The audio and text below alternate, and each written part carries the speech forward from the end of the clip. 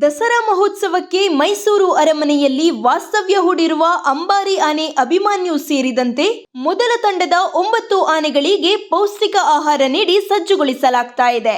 ಈರುಳ್ಳಿ ಒಳಗೊಂಡಂತೆ ಹೆಸರುಕಾಳು, ಉದ್ದಿನಕಾಳು, ಗೋಧಿ, ಕುಸುಬಲಕ್ಕಿ 4 ವಿಧದ ಧಾನ್ಯಗಳನ್ನು ಬೇಯಿಸಿ ರುಚಿಗೆ ತಕ್ಕಷ್ಟು ಉಪ್ಪು ಸೇರಿಸಿ ಸಿದ್ಧಪಡಿಸಲಾಗುತ್ತದೆ. ಅದರೊಂದಿಗೆ ಗೆಡ್ಡೆಕೋಸು, ಬೀಟ್ರೂಟ್, ಕ್ಯಾರೆಟ್, ಮೂಲಂಗಿ ಮತ್ತು ಹಸಿಯಾಗಿ ಸೌತೆಕಾಯಿ ಮಿಶ್ರಣ ಮಾಡಿ ಕಿಚಡಿ ಮಾದರಿಯ ವಿಶೇಷ ಆಹಾರ ಸಿದ್ಧಪಡಿಸಿ ಬೆಳಗ್ಗೆ ಮತ್ತು ಸಂಜೆ ಕೊಡಲಾಗುತ್ತದೆ. ಇದನ್ನು ಪೂರೈಸಿದ ಬಳಿಕ 2ನೇ ವಿಶೇಷ ಪಡಿತರ ನೀಡಲಾಗುತ್ತದೆ. ಅದೇನೆಂದರೆ ಭತ್ತದ ಹುಲ್ಲಿನಲ್ಲಿ ಭತ್ತ, ಬೆಲ್ಲ, ತೆಂಗಿನಕಾಯಿ, ಹಿಂಡಿ ಮತ್ತು ಉಪ್ಪು ಸೇರಿಸಿ ಕುಸುರೆ ಕಟ್ಟಿ ತಿನ್ನಲು ನೀಡಲಾಗುತ್ತದೆ. ಇದರೊಂದಿಗೆ ಭತ್ತದ ಹುಲ್ಲು, ವಿವಿಧ ಮರಗಳ ಎಲೆ ಹಾಗೂ ಕೊಂಬೆಗಳನ್ನು ಕೊಡಲಾಗುತ್ತದೆ. ಇನ್ನು ಕೆಲವೇ ದಿನಗಳಲ್ಲಿ ಇವುಗಳಿಗೆ ಕಬ್ಬು ಸಹ ನೀಡಲಾಗುತ್ತಿದೆ ಎಂದು ಮೈಸೂರು ಉಪ ಸಂರಕ್ಷಣಾಧಿಕಾರಿ ಡಾಕ್ಟರ್ ಐ.ಬಿ. ಪ್ರಭುಗೌಡ ಮಾಹಿತಿ ನೀಡಿದರು. ಇವತ್ತೆಲ್ಲ ನೀವು ನೋಡಿದ್ರಿ preparation of the special ration ಯಾವ ಥರ ಇರುತ್ತೆ ಮತ್ತು ಪೌಡರ್ ಸಪ್ಲೈ ಯಾವ ಥರ ಇರುತ್ತೆ ಅಂತೇಳಿ. ಅದಕ್ಕೆ ಸ್ವಲ್ಪ ಜನರಿಗೂ ಎಲ್ಲ ಅವೇರ್ನೆಸ್ ಬರಲಿ, ತಮಗೂ ಗೊತ್ತಾಗಲಿ, ಮಾಧ್ಯಮದವ್ರಿಗೆ ಗೊತ್ತಾಗಲಿ ನಾವೇನು ಫುಡ್ ಕೊಡ್ತಾ ಇದ್ದೀವಿ ಅಂತೇಳಿ. ಯಾಕಂದರೆ ಏನೋ ದಸರಾ ಅಂತಂದರೆ ಇಟ್ಸ್ ಅ ನಾಡ ಹಬ್ಬ ಅಂದರೆ ಹಬ್ಬವನ್ನು ನಮ್ಮ ಎಲಿಫೆಂಟ್ಸ್ ಕೂಡ ಸೆಲೆಬ್ರೇಟ್ ಮಾಡಬೇಕು. ನಾವು ಪ್ರತಿ ಹಬ್ಬದಲ್ಲಿ ಏನು ಮಾಡ್ತೀವಿ, ಸ್ಪೆಷಲ್ ಏನಾದರೂ ಮಾಡ್ತೀವಿ ಅಲ್ವಾ, ಅದೇ ಥರ ಅದು ಹಬ್ಬದ ವಾತಾವರಣ ಇರಲಿ ಅಂತೇಳಿ ನಾವು ಸ್ಪೆಷಲ್ ರೇಷನ್ನ ಕೊಡ್ತೀವಿ. ಆಮೇಲೆ ಎಲಿಫೆಂಟ್ಸ್ಗಳು ಕೂಡ ಅವುಗಳ ಏನೋ ಸ್ಟೆಮಿನಾ ಮತ್ತು ಸ್ಟ್ರೆಂಗ್ತು ಜಾಸ್ತಿ ಆಗಲಿ ಅಂತ ಹೇಳ್ಬಿಟ್ಟು ಇಲ್ಲಿ ಬಂದಾಗ ಸ್ಪೆಷಲ್ ರೇಷನ್ನ ಕೊಡ್ತೀವಿ. ಸೊ ಪೌಡ್ರಲ್ಲಿ ಬಂದುಬಿಟ್ಟು ಮೇನು ನಾವು ಬ್ರ್ಯಾಂಚ್ ಪೌಡರ್ಸು, ಆಲದ ಮರದ ಬ್ರ್ಯಾಂಚಸ್ ಆಗಲಿ, ಅರಳಿ ಮರದ ಬ್ರ್ಯಾಂಚಸ್ ಆಗಲಿ, ಈ ಥರದ ಇದನ್ನು ಕೊಡ್ತೀವಿ. ಆಮೇಲೆ ಹುಲ್ಲು, ಗ್ರೀನ್ ಗ್ರಾಸ್ ಕೊಡ್ತೀವಿ, ಆಮೇಲೆ ಕಬ್ಬು ಕೊಡ್ತೀವಿ. ಈ ಥರದ್ದು ಸ್ಪೆಷಲಾಗಿ ಅದು ಆ್ಯಕ್ಚುಲಿ ಅಂದರೆ ಡೈಲಿ ರೂಟೀನಲ್ಲಿ ಕೊಡೋಲ್ಲ, ಇಲ್ಲಿ ಬಂದಾಗ ಮಾತ್ರ ಅದು ಕೊಡೋದು. ಸ್ಪೆಷಲ್ ರೇಷನಲ್ಲಿ ಬಂದುಬಿಟ್ಟು ಭತ್ತ, ಗ್ರೀನ್ ಗ್ರಾಮು, ಬ್ಲ್ಯಾಕ್ ಗ್ರಾಮು, ಗೋಧಿ, ಭತ್ತ, ಮತ್ತು ಜಾಗರಿ, ಆಮೇಲೆ ಕೊಕೊನಟ್ಟು, ಇವೆಲ್ಲ ಇನ್ನೂ ಅಡಿಷ್ನಲ್ ಇನ್ನೂ ಸ್ವಲ್ಪ ಇದನ್ನು ಬೆಣ್ಣೆ ಇವೆಲ್ಲ ಕೂಡ ಕೊಡ್ತೀವಿ. ಪ್ರತಿ ಇದಕ್ಕೆ ಒಂದು ಮೇಲ್ ಎಲಿಫೆಂಟ್ಸ್ಗೆ ಮತ್ತು ಫಿಮೇಲ್ ಎಲಿಫೆಂಟ್ಸ್ಗೆ ಕ್ವಾಂಟಿಟಿ ಹೆಚ್ಚು ಕಡಿಮೆ ಇರುತ್ತೆ. ಯೂಶ್ವಲಿ ನಾವು ಮೇಲ್ ಎಲಿಫೆಂಟ್ಸ್ಗೆ ಮತ್ತು ಯಾವುದೇ ಇದು ಇರಲಿ, ಪ್ರಾಣಿ ಇರಲಿ, ಅದರ ಇದು ಫುಡ್ ಸಪ್ಲೈ ಹೇಗಿರುತ್ತೆ ಅಂತ 10% ಆಫ್ ದಿ ಬಯೋಮಾಸನ್ನು ಕೊಡ್ತೀವಿ.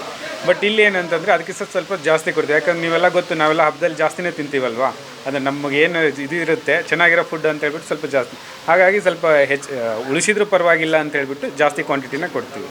ಮೇಲ್ ಎಲಿಫೆಂಟ್ಸ್ಗೆ 600 to 750 kg per day, including branch fodders, special ration ಮತ್ತು ಎಲ್ಲ ರೀತಿಯ ಕ್ಯಾಲ್ಸಿಯಂ ಸಪ್ಲಿಮೆಂಟ್ಸ್ ಅಂತ ಏನಿರುತ್ತೆ ಅದೊಂದು 300 grams ಕೊಡ್ತೀವಿ ಎವ್ರಿ ಡೇ ಪರ್ ಎಲಿಫೆಂಟ್ಸು. ಅದನ್ನು ಕೂಡ ಎಲ್ಲ ಸೇರಿಬಿಟ್ಟು ಒಂದು 650 to 750 ಈ ಇದು ರೇಂಜಲ್ಲಿ ನಾವು ಪ್ರೊವೈಡ್ ಮಾಡ್ತೀವಿ. ಹೆಣ್ಣಾನೆಗೆ ಬಂದುಬಿಟ್ಟು 500 kg, 450 to 550 ಈ ರೇಂಜಲ್ಲಿ ಇದನ್ನು ಫುಡ್ಡನ್ನು ಸಪ್ಲೈ ಮಾಡ್ತೀವಿ ದಿನಕ್ಕೆ ಪರ್ ಡೇ. ಯಾಕಂದರೆ ಎವರೇಜ್ ನಾವು 5000 kg ಅಂತ ಇಟ್ಕೊಂಡ್ರು ಮೇಲ್ ಎಲಿಫೆಂಟ್ಸು, 4000 5000 kg ಇದ್ದೇವೆ.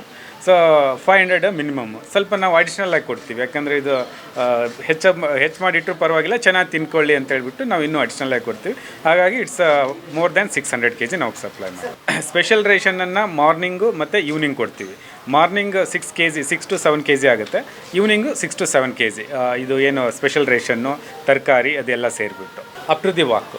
ಮಾರ್ನಿಂಗು ಬಿಫೋರ್ ದಿ ವಾಕ್ ಕೊಡ್ತೀವಿ, ಈವ್ನಿಂಗು ಆಫ್ಟರ್ ದಿ ವಾಕ್ ಕೊಡ್ತೀವಿ. ಪ್ರೋಟೀನ್ ಕಂಟೆಂಟ್ ಇಟ್ಸ್ ಆಲ್ ಏನಂದರೆ ಇದು ತರಕಾರಿಗಳು, ನೀವು ಇದು ಸೌತೆಕಾಯಿ ತೊಗೋಬೋದು, ಕ್ಯಾರೆಟ್ ತೊಗೋಬೋದು, ಆಮೇಲೆ ಯಾವುದು ನವಿಲುಕೋಸು ಇರುತ್ತೆ, ಆಮೇಲೆ ಇದು ಯಾವುದದು ಮೂಲಂಗಿ ಇರುತ್ತೆ, ಆಮೇಲೆ ಬೇರೆ ಬೇರೆ ತರಕಾರಿಗಳು, ಮತ್ತು ಗ್ರೀನ್ ಗ್ರಾಮು, ಇದು ಬ್ಲ್ಯಾಕ್ ಗ್ರಾಮು, ಆಮೇಲೆ ಗೋಧಿ ಇವೆಲ್ಲ ಕೂಡ ಇರುತ್ತೆ.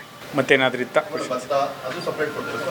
ಇಲ್ಲ, ಎಲ್ಲನೂ ಮಿಕ್ಸ್ ಮಾಡಿ ಅದು ಕಿಚಡಿ ಅಂತ ಹೇಳ್ತೀವಲ್ಲ ನಾವು, ಯೂಶ್ವಲಿ ನಾವು ಕಿಚಡಿ ಅಂತ ತಿಂತೀವಲ್ಲ, it's very high rich protein ಅದು. ಸೊ ಅದನ್ನು ಇದು ಮಾಡೋಕ್ಕೋಸ್ಕರ ಕಿಚಡಿ ಥರ ಮಾಡ್ತೀವಿ. ಇವಾಗ ನಾವು ತಿನ್ಬೋದು ಅದು. ಆ್ಯಕ್ಚುಲಿ ನಾವು ತಿಂತೀವಲ್ಲ ಅದಕ್ಕಿಂತ ಚೆನ್ನಾಗಿರುತ್ತೆ ಅದು.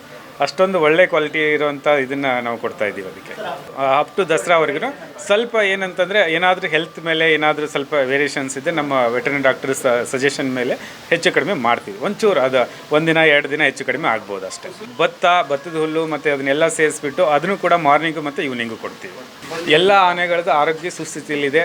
ಕಂಜೆನು ಒಂಚೂರು ಫಸ್ಟ್ ವೇವ್ ಮಾಡೋಕ್ಕೆ ಹೋದಾಗ ಒಂದು ಯಾವುದೋ ಹಾರ್ಡ್ ಸರ್ಫೇಸ್ ಮೇಲೆ ಕಾಲಿಟ್ಟು ಒಂಚೂರು ಕಾಲಿಗೆ ಇದು ಆಗಿತ್ತು, ನೋವಾಗಿತ್ತು. ಈಗ ಆಲ್ಮೋಸ್ಟ್ ಸರಿ ಹೊಂದಿದ್ದಾನೆ. ನಮ್ಮ ವೆಟರ್ನರಿ ಡಾಕ್ಟ್ರು ಬೆಳಗ್ಗೆ ಸಂಜೆ ಕೂಡ ಅದಕ್ಕೆ ಟ್ರೀಟ್ಮೆಂಟ್ ಕೊಡ್ತಾ ಇದ್ದಾರೆ. ನಮ್ಮ ಮಾವತರು ಟ್ರೀಟ್ಮೆಂಟ್ ಕೊಟ್ಟಿದ್ದಾರೆ. ಈಗ ಆಲ್ಮೋಸ್ಟ್ ಕಾಲು ಸರಿ ಹೋಗಿದೆ. ನಾವು ಜಸ್ಟ್ ಏನಾದರೂ ಒಂದು ಇದು ಟ್ವಿಸ್ಟ್ ಆಗುತ್ತಲ್ಲ ಕಾಲನ್ನ ಸಡನ್ನಾಗಿ ಇಟ್ಟಾಗ, ಆ ಥರ ಟ್ವಿಸ್ಟ್ ನೇಚರಲ್ಲಿ ಆಗಿತ್ತು ಅಷ್ಟೇ, ಬಿಟ್ಟರೆ ಏನು ಮೇಜರ್ ಇಶ್ಯೂಸ್ ಏನೂ ಇಲ್ಲ. ಹೌದು, ಆನೆಗಳ ಇನ್ಸೂರೆನ್ಸ್ ಮಾಡಿಸಿದ್ದೀವಿ. 2.37 crores ಆನೆಗಳಿಗೆ, ಹೆಣ್ಣಾನೆಗಳಿರಲಿ ಗಂಡಾನೆಗಳಿರಲಿ, ಆನೆ ಮಾವತರು, ಕಾವಡಿಗರು, ಇನ್ಕ್ಲೂಡಿಂಗ್ ಸ್ಟಾಫ್ ನಾವು ಯಾರು ವರ್ಕ್ ಮಾಡ್ತಾಯಿದ್ದೀವಿ ನಮ್ಮ ಡಾಕ್ಟ್ರನ್ನ ಹಿಡ್ಕೊಂಡು ಎಲ್ಲರಿಗೂ ಕೂಡ ಇನ್ಸೂರೆನ್ಸ್ ಮಾಡಿಸಿದ್ದೀವಿ. ಫುಡ್ಸ್ಗೆ ನಾವು ಇನ್ನೂ ಕ್ಯಾಲ್ಕುಲೇಷನ್ ಮಾಡಿಲ್ಲ. ಆಗುತ್ತೆ, ಮೋರ್ ದೆನ್ 40-50 ಇದರಲ್ಲಿ ಆಗುತ್ತೆ. ಎಷ್ಟು ಕ್ವಾಂಟಿಟಿ ನಾವು ಇದು ಮಾಡ್ತೀವಿ ಅನ್ನೋದ್ರ ಮೇಲೆ ಡಿಪೆಂಡ್ ಆಗುತ್ತೆ. ಅಂದರೆ ಈಗ number of days, number of elephants, ಯಾವಾಗ ಸೆಕೆಂಡ್ ಬ್ಯಾಚ್ ಎಲಿಫೆಂಟ್ಸ್ ಬರುತ್ತೆ ಅದ್ರ ಮೇಲೆ ಅದು ಡಿಪೆಂಡ್ ಆಗಿರುತ್ತೆ. ಎರಡನೇ ಹಂತದನ್ನು ತಿಳಿಸ್ತೀನಿ. ಮೋಸ್ಟ್ಲಿ ನಾವು ಸೆಪ್ಟೆಂಬರ್ ಫಸ್ಟ್ ವೀಕಲ್ಲಿ ಪ್ಲ್ಯಾನ್ ಮಾಡಿದ್ದೀವಿ. ದಿನಾಂಕವನ್ನು ಒಂದು 2 ದಿನದಲ್ಲಿ ತಮಗೆ ತಿಳಿಸ್ತೀನಿ. ವಿಶೇಷವಾಗಿ ಅಂತೇನಿಲ್ಲ ಅದಕ್ಕೆ, ಬಟ್ ಕ್ವಾಂಟಿಟಿಯಲ್ಲಿ ಸ್ವಲ್ಪ ಜಾಸ್ತಿ ಕೊಡ್ತೀವಿ. ಯಾಕಂದರೆ ಇಟ್ಸ್ ಬಯೋಮಾಸ್ ಜಾಸ್ತಿ ಇರೋದ್ರಿಂದ, ಅದಕ್ಕೆ ಜಾಸ್ತಿ ರಿಕ್ವೈರ್ಮೆಂಟ್ ಇರೋದ್ರಿಂದ ಅದಕ್ಕೆ ಜಾಸ್ತಿ ಕೊಡ್ತೀವಿ. ಬಾಡಿ ಸೈಜ್ ಮೇಲೆ ಸ್ವಲ್ಪ ಕ್ವಾಂಟಿಟಿ ವೇರಿಯೇಷನ್ ಆಗುತ್ತೆ ಅಷ್ಟೇ.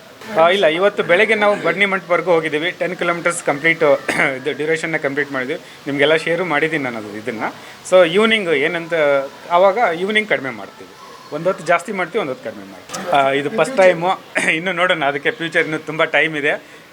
ಈಗ ಸದ್ಯ ಇದು ಅದ್ರ ಎಲ್ಲ ಬಿಹೇವಿಯರ್ಸು ಮತ್ತು ಅದನ್ನೆಲ್ಲ ನೋಡಿದರೆ ತುಂಬ ಮೆಚೂರ್ಡಾಗಿ ಬಿಹೇವ್ ಮಾಡ್ತಾ ಇದ್ದಾನೆ. ಏನೋ ಒಂದು 10 ದಸರಾ ಮಾಡಿರೋ ಥರ ಇದು ಫೀಲ್ ಇದೆ ಅದಕ್ಕೆ. ಹಾಗಾಗಿ ಮುಂದೆ ಒಂದು ಒಳ್ಳೆ ದಸರಾ ಆನೆ ಆಗುತ್ತೆ ಅನ್ನೋದು ಯಾವುದೇ ಡೌಟ್ ಇಲ್ಲ. ಇಲ್ಲ, ಬರ್ತಾ ಇವತ್ತು ಲೀಡ್ ಎಲಿಫೆಂಟ್ ಅದೇ ಇತ್ತು, ಲೀಡರ್ಶಿಪ್ ಇದ್ದು ಅದೇ ಇತ್ತು. ಅದಕ್ಕೆ ಹೇಳಿದೆ ನಾನು, ದಸರಾ ಆನೆ ಥರ ಒಂದು 10 ದಸರಾ ಮಾಡಿರ್ತಾನೆ ಫೀಲ್ ಇದೆ, ಅದಕ್ಕೆ ಏನೂ ಇಲ್ಲ.